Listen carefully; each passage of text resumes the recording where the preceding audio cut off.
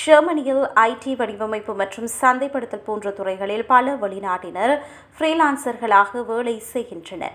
ஆனால் ஃப்ரீலான்சிங் போன்று தோன்றுவது சில வேளைகளில் தவறான சுயதொழில் வாய்ப்பாக இருக்கலாம் என எச்சரிக்கை விடுக்கப்பட்டுள்ளது.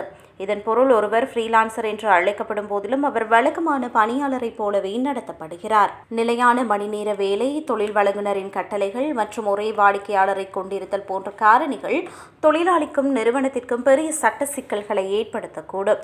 ஒரு ஃப்ரீலான்சராக தவறாக வகைப்படுத்தப்பட்டால் விடுமுறை, சுகையின ஊதியம் மற்றும் குறைந்தபட்ச ஊதியம் போன்ற ஊழியர் சலுகைகளை அவர்கள் இழக்க நேரிடும்.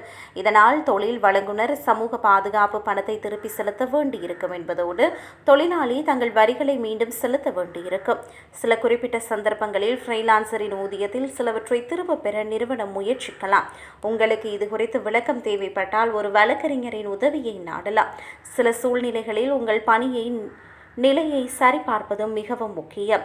உதாரணமாக, நீங்கள் ஒரு பணியாளராக இருந்து உங்கள் ஒப்பந்தம் முடிவடைந்தால் பணி நீக்க ஊதியம் அல்லது பிற உரிமைகளை நீங்கள் பெறலாம்.